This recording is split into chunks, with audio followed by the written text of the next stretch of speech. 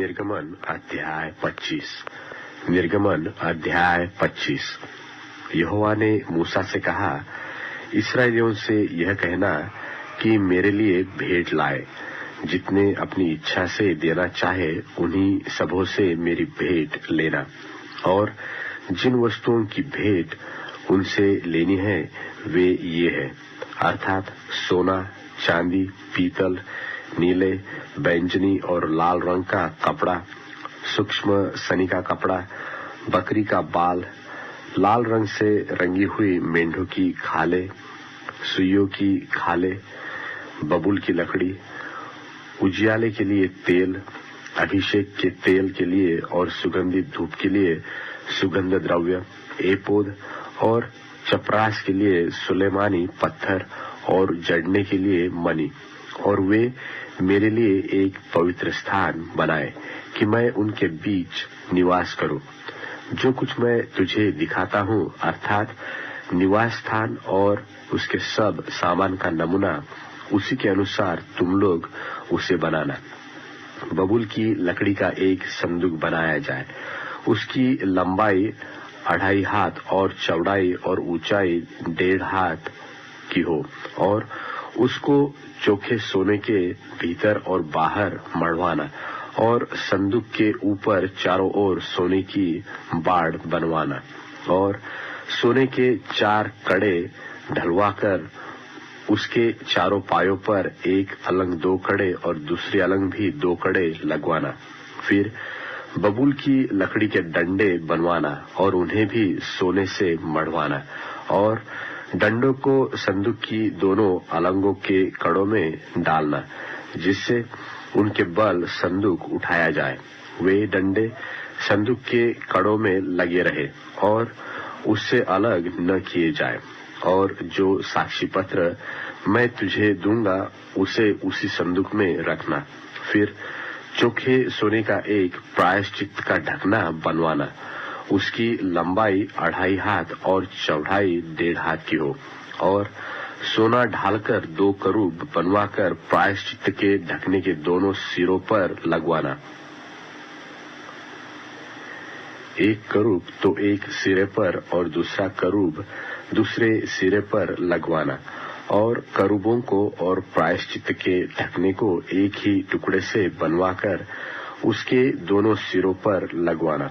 और उन करूबों के पंख ऊपर से ऐसे फैले हुए बने कि प्रायश्चित का ढकना उनसे ढपा रहे, और उनके मुख आमने सामने और प्रायश्चित के ढकने की ओर रहे।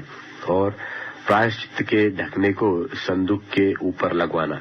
और जो साक्षी पत्र मैं तुझे दूंगा उसे संदूक के भीतर रखना, और मैं उसके ऊपर रहकर तुझसे मिला करूंगा।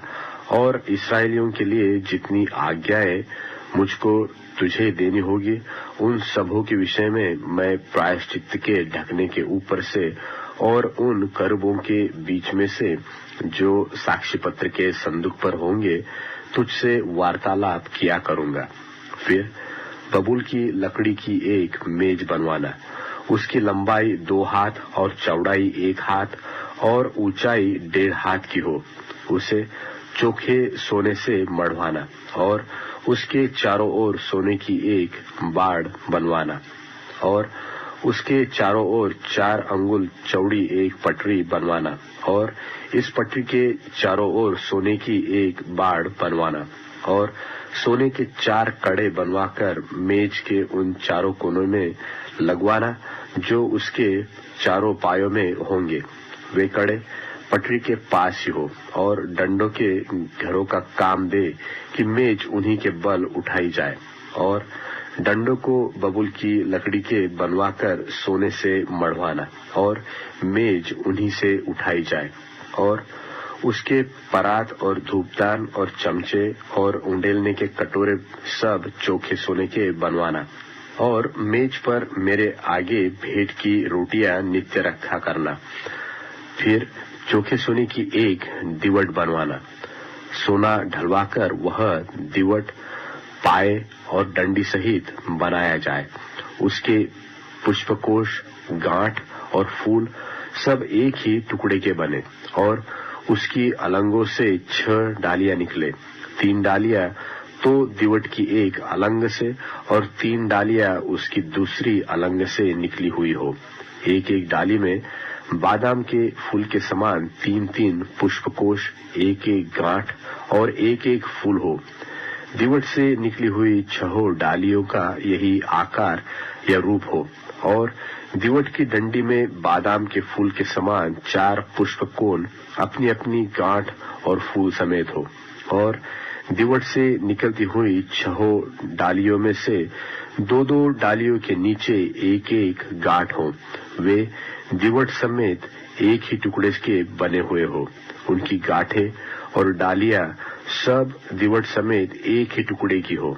चोखा सोना ढलवाकर पूरा दिवट एक ही टुकड़े का बनवाना और 7 दीपक बनवाना और दीपक जलाए जाए कि वे दिवट के सामने प्रकाश दे और उसके गुलतराश और गुलदान सब चोखे सोने के हो।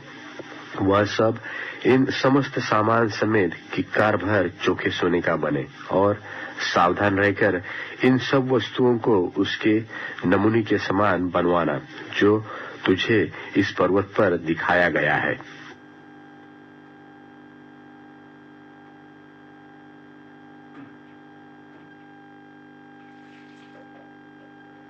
निर्गमन अध्याय 26। निर्गमन अध्याय 26। फिर निवास स्थान के लिए 10 पर्दे बनवाना। इनको पटी हुई सनी वाले और नीले, बैंगनी और लाल रंग के कपड़े का कढ़ाई के काम किए हुए करूबों के साथ बनवाना। एक एक पर्दे की लंबाई 28 हाथ और चौड़ाई 4 हाथ की हो। सब पर्दे एक ही नाप के हो। 5 पर्दे एक दूसरे से जुड़े हुए हो। फिर जो 5 पर्दे रहेंगे वे भी एक दूसरे से जुड़े हुए हो और जहां ये दोनों पर्दे जोड़े जाए वहां की दोनों छोरों पर नीली नीली फलियां लगवाना। दोनों छोरों में से 50-50 फलियां ऐसे लगवाना कि वे आमने सामने हो और सोने के 50 अंकड़े बनवाकर और पर्दों के पंखों को अंकड़ों के द्वारा एक दूसरे से ऐसा जुड़वाना कि निवास स्थान मिलकर एक ही हो जाए।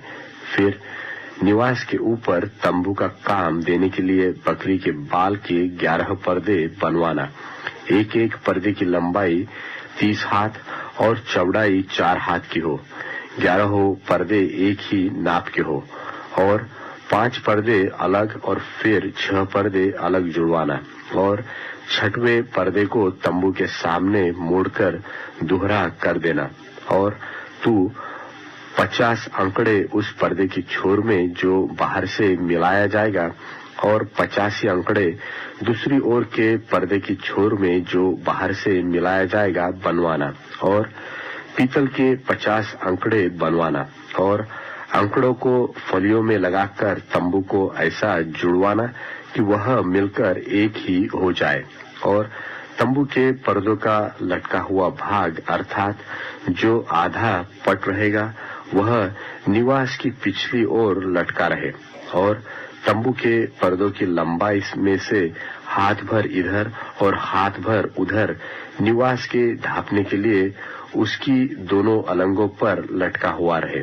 फिर तंबू के लिए लाल रंग से रंगी हुई मेंढों की खालों का एक ओढ़ना और उसके ऊपर सुइयों की खालों का भी एक ओढ़ना बनवाना।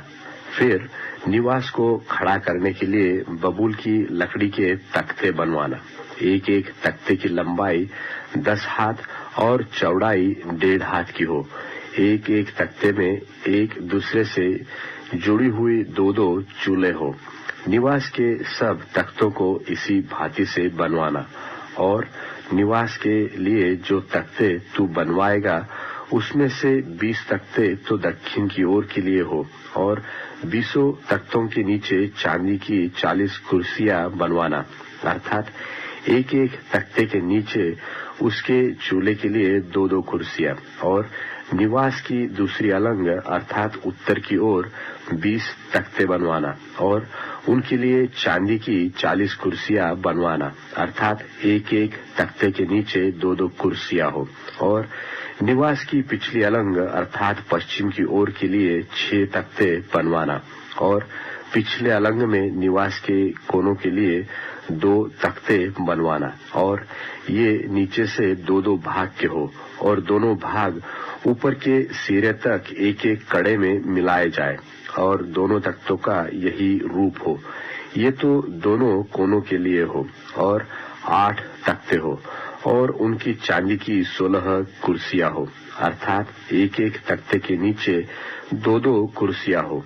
फिर बबूल की लकड़ी के बेंडे बनवाना, अर्थात निवास की एक अलंग के तख्तों के लिए 5 और निवास की दूसरी अलंग के तख्तों के लिए 5 बेंडे और निवास की जो अलंग पश्चिम की ओर पिछले भाग में होगी उसके लिए 5 बेंडे बनवाना और बीच वाला बेंडा जो तख्तों के मध्य में होगा वह तंबू के एक सिरे से दूसरे सिरे तक पहुंचे। फिर तख्तों को सोने से मढ़वाना और उनके कड़े जो बेंडों के घरों का काम देंगे उन्हें भी सोने के बनवाना और बेंडों को भी सोने से मढ़वाना और निवास को इस रीति खड़ा करना जैसा इस पर्वत पर तुझे दिखाया गया है। फिर नीले, बैंगनी और लाल रंग के और पटी हुई सूक्ष्म सनी वाले कपड़े का एक बीच वाला पर्दा बनवाना, वह कढ़ाई के काम किए हुए करूबों के साथ बने और उसको सोने से मढ़े हुए बबूल के 4 खंभों पर लटकाना। इनकी अंकड़ियां सोने की हो और ये चांदी की 4 कुर्सियों पर खड़ी रहे और बीच वाले पर्दे को अंकड़ियों के नीचे लटकाकर उसकी आड़ में साक्षी पत्र का संदूक भीतर लिवा ले जाना। सो वह बीच वाला पर्दा तुम्हारे लिए पवित्र स्थान को परम पवित्र स्थान से अलग किए रहे। फिर परम पवित्र स्थान में साक्षी पत्र के संदूक के ऊपर प्रायश्चित के ढकने को रखना और उस पर्दे के बाहर निवास की उत्तर अलंग मेज रखना और उनकी दक्षिण अलंग मेज के सामने दीवट को रखना। फिर तंबू के द्वार के लिए नीले, बैंगनी और लाल रंग के और बटी हुई सूक्ष्म सनी वाले कपड़े का कढ़ाई का काम किया हुआ एक पर्दा बनवाया और इस पर्दे के लिए बबूल के 5 खंबे बनवाना और उनको सोने से मढ़वाना। उनकी कड़ियां सोने की हो और उनके लिए पीतल की 5 कुर्सियां ढलवाकर बनवाना।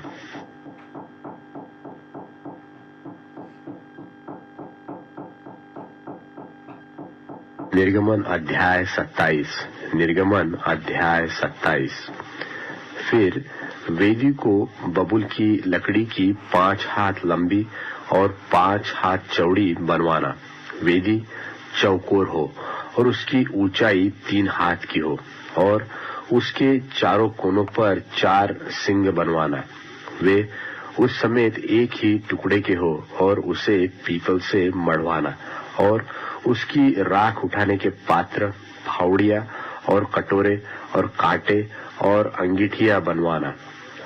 उसका कुल सामान पीतल का बनवाना और उसके पीतल की जाली एक झंझरी बनवाना और उसके चारों सिरों में पीतल के 4 कड़े लगवाना और उस झंझरी को वेदी के चारों ओर की कंगनी के नीचे ऐसे लगवाना कि वह वेदी की ऊंचाई के मध्य तक पहुंचे और वेदी के लिए बबूल की लकड़ी के डंडे बनवाना और उन्हें पीतल से मढ़वाना और डंडे कड़ों में डाले जाए कि जब जब वेदी उठाई जाए तब तब वे उसकी दोनों अलंगों पर रहे। वेदी को तख्तों से खोखली बनवाना जैसी वह इस पर्वत पर तुझे दिखाई गई है वैसी ही बनाई जाए। फिर निवास के आंगन को बनवाना। उसकी दक्षिण अलंग के लिए तो बटी हुई सूक्ष्म सनी के कपड़े के सब पर्दों को मिलाए कि उसकी लंबाई 100 हाथ की हो। एक अलंग पर तो इतना ही हो और उसके 20 खंबे बने और इनके लिए पीतल की 20 कुर्सियां बने और खंभों के कुंडे और उनकी पट्टियां चांदी की हो, और उसी भांति आंगन की उत्तर अलंग की लंबाई में भी 100 हाथ लंबे पर्दे हो, और उनके भी 20 खंबे, और इनके लिए भी पीतल के 20 खाने हो, और उन खंभों के कुंडे और पटिया चांदी की हो। फिर आंगन की चौड़ाई में पश्चिम की ओर 50 हाथ के पर्दे हो, और उनके खंबे 10 और खाने भी 10 हो, और पूरब अलंग पर आंगन की चौड़ाई 50 हाथ की हो, और आंगन के द्वार की एक ओर 15 हाथ के पर्दे हो, और उनके खंबे 3 और खाने 3 हो, और दूसरी ओर भी 15 हाथ के पर्दे हो, उनके भी खंबे 3 और खाने 3 हो, और आंगन के द्वार के लिए एक पर्दा बनवाना, जो नीले, बैंगनी और लाल रंग के कपड़े और बटी हुई सूक्ष्म सनी के कपड़े का कामदार बना हुआ 20 हाथ का हो। उसके खंबे 4 और खाने भी 4 हो। आंगन की चारों ओर के सब खंबे चांदी की पट्टियों से जुड़े हुए हो। उनके कुंडे चांदी के और खाने पीतल के हो। आंगन की लंबाई 100 हाथ की, और उसकी चौड़ाई बराबर 50 हाथ की, और उसकी कनात की ऊंचाई 5 हाथ की हो। उसकी कनात बटी हुई सूक्ष्म सनी के कपड़े की बने, और खंभों के खाने पीतल के हो। निवास के भांति भांति के बर्तन और सब सामान और उसके सब खुंटे और आंगन के भी सब खुंटे पीतल ही के हो। फिर तू इस्राएलियों को आज्ञा देना कि मेरे पास दीवट के लिए कूट के निकाला हुआ जलपाई का निर्मल तेल ले आना, जिससे दीपक नित्य जलता रहे। मिलाप के तंबू में उस बीच वाले पर्दे से बाहर जो साक्षी पत्र के आगे होगा, हारून और उसके पुत्र दीवट सांझ से भोर तक यहोवा के सामने सजा कर रखे।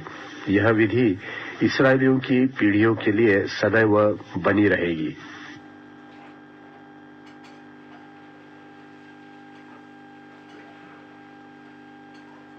निर्गमन अध्याय 28। निर्गमन अध्याय 28। फिर तू इस्राएलियों में से अपने भाई हारून और नादाब, अबीहू, एलियाजार और इतामार नाम उसके पुत्रों को अपने समीप ले आना कि वे मेरे लिए याजक का काम करें। और तू अपने भाई हारून के लिए विभव और शोभा के निमित्त पवित्र वस्त्र बनवाना। और जितनों के हृदय में बुद्धि है, जिनको मैंने बुद्धि देने वाले आत्मा से परिपूर्ण किया है, उनको तू हारून के वस्त्र बनाने की आज्ञा दे कि वह मेरे निमित्त याजक का काम करने के लिए पवित्र बने। और जो वस्त्र उन्हें बनाने होंगे वे ये है, अर्थात सीनाबंद और एपोद और जामा, 4 खाने का अंगरखा, पुरोहित का टोप और कमरबंद। यही पवित्र वस्त्र तेरे भाई हारून और उसके पुत्रों के लिए बनाए जाए कि वे मेरे लिए याजक का काम करें। और वे सोने और नीले और बैंगनी और लाल रंग का और सूक्ष्म सनी का कपड़ा ले, और वे एपोद को सोने और नीले, बैंगनी और लाल रंग के कपड़े का और बटी हुई सूक्ष्म सीने के कपड़े का बनाए, जो कि निपुण कढ़ाई के काम करने वाले के हाथ का काम हो। और वह इस तरह से जोड़ा जाए कि उनके दोनों कंधों के सिरे आपस में मिले रहे। और एपोद पर जो काढ़ा हुआ पटुका होगा, उसकी बनावट उसी के समान हो, और वे दोनों बिना जोड़ के हो, और सोने और नीले, बैंगनी और लाल रंग वाले और बटी हुई सूक्ष्म सनी वाले कपड़े के हो। फिर 2 सुलेमानी मणि लेकर उन पर इस्राएल के पुत्रों के नाम खुदवाना। उनके नामों में से 6 तो एक मणि पर और शेष 6 नाम दूसरे मणि पर, इस्राएल के पुत्रों की उत्पत्ति के अनुसार खुदवाना। मणि खोदने वाले के काम से जैसे छापा खोदा जाता है, वैसे ही उन 2 मणियों पर इस्राएलों के पुत्रों के नाम खुदवाना। और उनको सोने के खानों में जड़वा देना और दोनों मणियों को एपोद के कंधों पर लगवाना।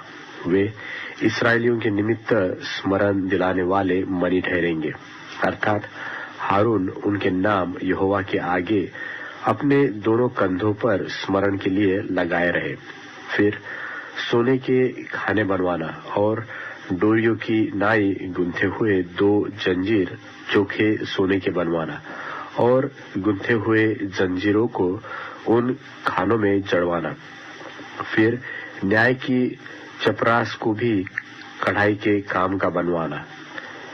एपोद की नाई सोने और नीले, बैंगनी और लाल रंग के और बटी हुई सूक्ष्म सनी के कपड़े की उसे बनवाना। वह चौकोर और दोहरी हो और उसकी लंबाई और चौड़ाई 1 बित्ते की हो और उसमें 4 पांति मणि जड़ाना।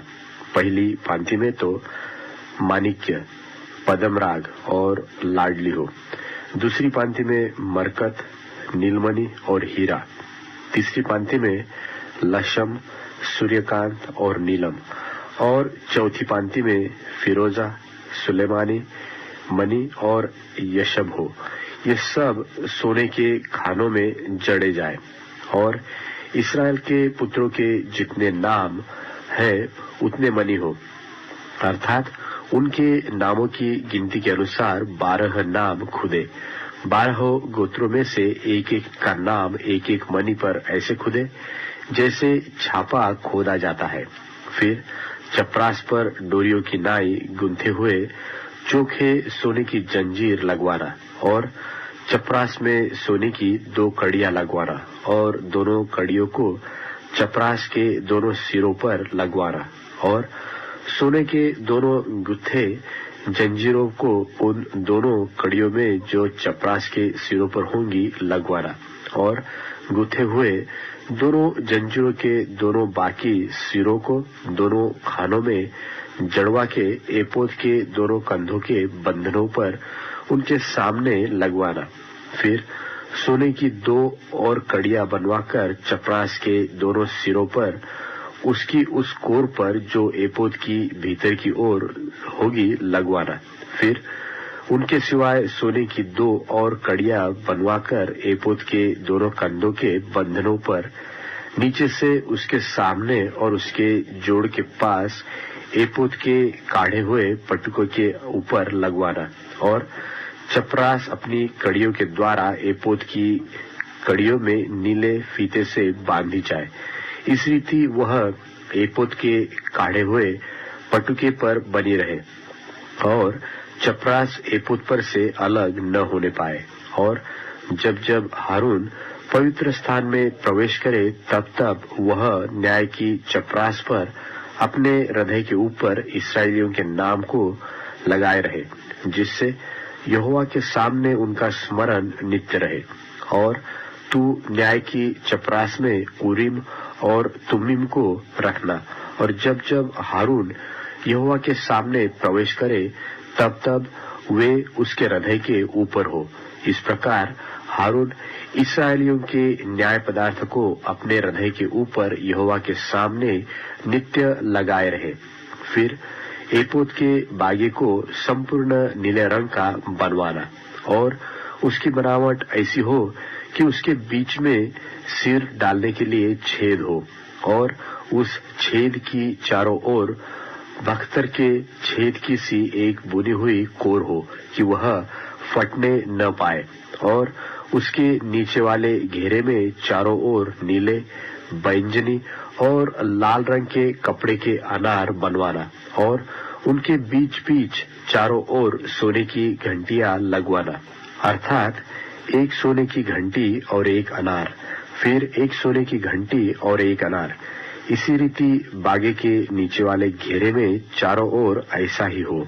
और हारून उस बागे को सेवा टहल करने के समय पहना करे कि जब जब वह पवित्र स्थान के भीतर यहोवा के सामने जाए, वह बाहर निकले तब तब उसका शब्द सुनाई दे, नहीं तो वह मर जाएगा।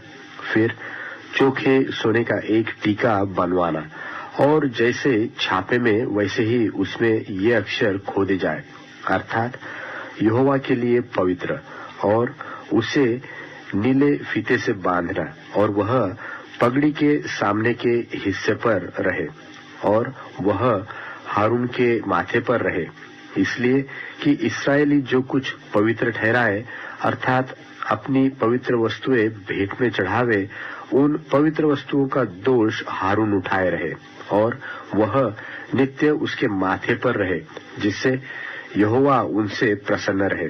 और अंगरखे को सूक्ष्म सनी के कपड़े का चारखाना बुनवाना, और एक पगड़ी भी सूक्ष्म सनी के कपड़े की बनवाना, और कारचो भी काम किया हुआ एक कमरबंद भी बनवाना।